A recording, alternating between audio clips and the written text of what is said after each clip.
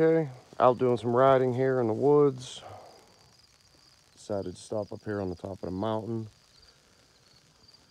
and do the Tbr7's 1,000-mile review, follow-up from the 500, obviously. And so far so good. The bike's held up really well. Nothing major to speak of. Since the 500-mile review, I've swapped all the suspension over from a Honda XR250L. I believe the donor bike was a 95 or a 96. They are Showa forks up front.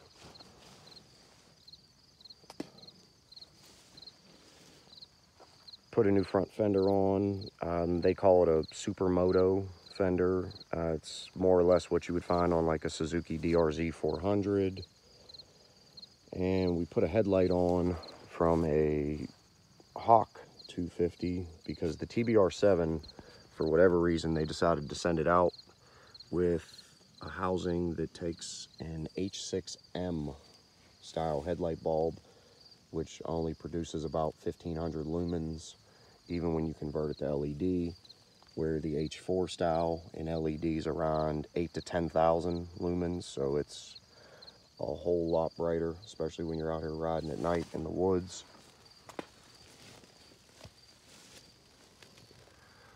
Rest of the bike's held up really well. I've seen a couple of these over time. They start to crack in this area. Just an FYI, if anybody else has a Tbr7 or a Hawk 250 to, occasionally check your frame. Okay, sometimes they do just break. You don't have to crash it. It'll just unfortunately randomly crack. After 1,000 miles of extremely ridiculous off-road riding, mine's doing really well, thankfully. As you can see in the rear, again, it's a Honda XR250L swing arm that I converted to fit on the Chinese frame. I'm still running the same Pro Taper Evo Adventurer style 1 1/8" fat bars. We put Tusk D-Flex handguards on with the built-in turn signals. And where the turn signals used to go, we mounted some auxiliary lights for them nights it gets really dark. For the mirrors, you can see they're not the stock mirrors. The stock mirrors are absolutely pitiful. Whether you're riding on the road or it's more of an off-road bike like mine, 15 to 20 bucks, get yourself some different mirrors. They're not worth trying to readjust every half a mile to a mile. It's just really annoying. We got the JFG Power Core exhaust on here still. That's held up really good over time. For the motor, we've added a 4-degree timing advance key from ADA Racing. I'll add the links to all this stuff in the video's description, as always. We replaced the exhaust manifold, exhaust studs with a titanium set, and then I put those nuts on the end. They say they're titanium as well. I don't really know. I couldn't tell you. Can't confirm or deny that one. We added a rear brake master cylinder guard. Obviously got different foot pegs, and we added a new rear foot brake lever tip to match the foot pegs. Nice aggressive studs on it, where your foot don't slip off when it's wet or muddy. In my case, again, since I'm always off-road, it's mud that I'm dealing with. As far as the motor itself, there's also a higher duration cam added, which added a tremendous amount of power compared to stock. And along with the higher duration cam and the timing key, we've also added a higher flowing ported head. This head is from Henner Racing, or Henner Motorsports. Joe Henner, you can find him on Facebook. He does really good work with these CG motors. It's his logo there. He's the RXB guy. For carburetors, typically I run a Kayo PWK flat slide. I actually just tossed on a Kayo clone PZ30 here to go out for a little ride. I just want to see how it does with the higher duration cam, the timing advance, and the ported head, just to get a little side-by-side comparison. That's a video I'm going to make here soon, comparing the common clone carbs to the Nibby PE series round slide compared to the flat slides like the PWK. I mean, so far so good. I don't have any major issues to speak of, but I've also swapped out a lot of the parts that typically give you a problem. Your steering stem bearings, whether you're using stock forks or you're gonna upgrade your forks, you do want to change the steering stem bearings. They're just pitiful. Same thing with all the wheel bearings. They've been swapped over to all balls bearings in the rear. Pivot Works is the front. I believe that's what I'm using up front.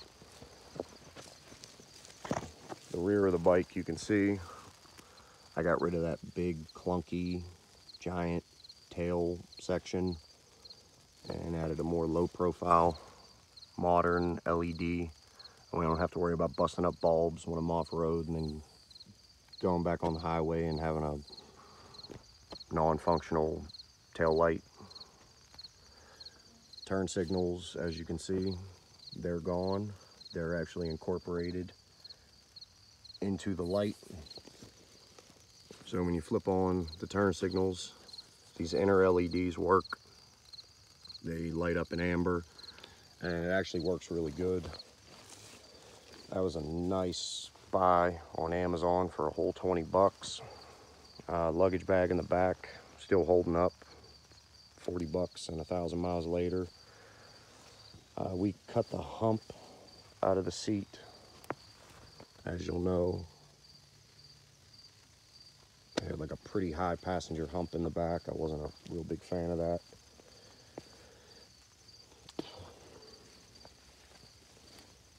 Still running a R&K chain with a 1746 gearing. Again, because I'm off-road, that provides me with a good amount, a real good amount of low-end grunt to climb up all this stuff. As you can see, the hills back here are not very friendly.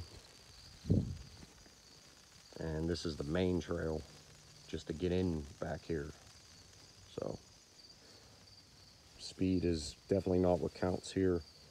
As far as the motor work goes, adding the higher duration cam, higher flowing head, adding the timing advance, along with all the bolt-on stuff, comparing it to some of the dyno runs that I've seen these bikes make with a higher flowing head or a cam, for example, they're making about 11 wheel horsepower. After the cam or the head, they're making roughly 14. So you combine the cam and the head together, you're making about 17 horsepower compared to the stock 11 at the wheel. I don't care what the inflated ratings say when you buy these bikes, about 14, 15, 16 horsepower. Depending on who you buy it from, what model you buy, they all still have the same engine and they are making 11 wheel horsepower. You don't believe me? Pay for the dyno run, show me the dyno slip, and show me it was a stock bike. I'll send you your dyno run money back on PayPal. That I guarantee. But truth be told, for a $1,650 dual sport bike that for $1,850 was tagged and road legal, yeah, I really don't think you can beat one of these. You could buy a used Japanese dual sport, or you could buy a KTM, a Husqvarna, whatever you want to buy. These are not being beat for the money. That's just not happening. They run, they start every single time. You know, you get them out of the crate, you do the valve adjustment, you change the oil immediately. put a good spark plug in it. Don't run the Chinese spark plug. The electrode will snap off, fall into the cylinder, and you're out your money. Now you need a new top end or top end, bottom end. I mean, dollar for dollar, you can't beat these bikes.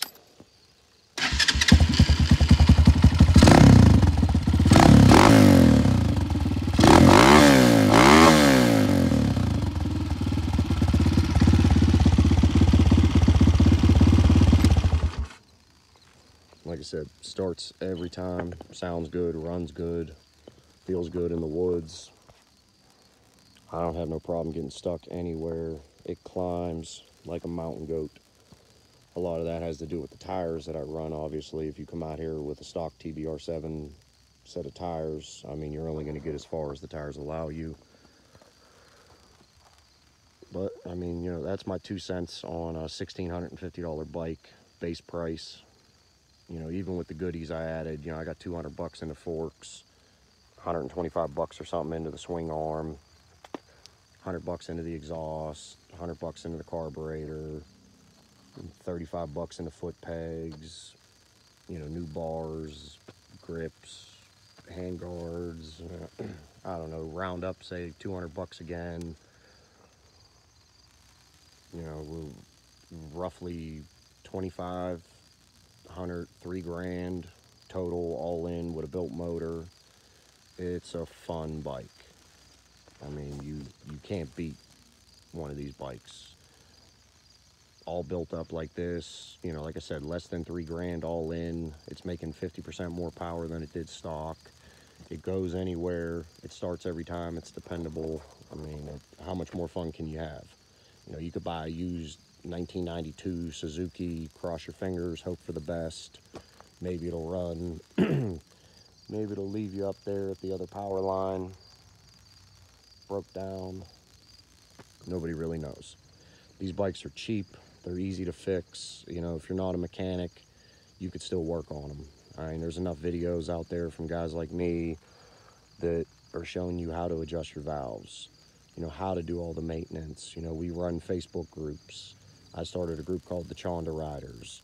There's the Hawk 250 groups. There's the Tbr7 group. You got the Lifing groups, the RXB groups. I mean, there's guys out there that can help you, that can walk you through how to do this stuff. I mean, it's not hard. Basic set of tools. You know, almost everything on here is a 5mm Allen key, an 8mm, a 10mm, a couple 12s, 13s, and 14s here and there.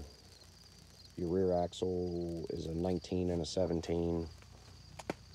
I mean, you know, a basic set of tools can get you real far with one of these bikes. And you don't have to do everything that I've done to it. I purpose built this bike for abuse in the woods. That's why it's got the bigger forks, the bigger swing arm. I mean, you don't have to do that stuff. You're doing light trail riding, you're doing road riding. These bikes hold up well. You know, it's all about how you maintain them. You know, if anybody has any questions, you know, anything about the bike that I didn't cover that you see here in the video, you know, please leave me a comment. I'll absolutely get back to you. I'll get you a link or an explanation for whatever it is I've done that you would like to know. I'll try to add all the links for all of the parts that I can in the video's description, like always. If there's something that I don't have in the description, again, leave me a comment. And hopefully this helps you out, and this helps you make a decision whether you want to buy a Chinese dual sport or, you know, drop 6, 8, 10 grand on, you know, a similar Honda that you may not take full advantage of because you're not out racing, you're just riding through the woods. If, like I said, I mean, you know, if you maintain it, the bike's going to hold up, it's going to last, it's going to run for years. These Honda CG clone motors are very dependable. They're user-friendly. So hopefully this helps you out, and do like and subscribe. I don't like it, give me a thumbs down if you don't like it. Leave me a comment if you do like it. Leave me a comment if you don't. Let me know. Thank you guys for watching. Have a good day. I'm going to go blast the rest of the way through the woods.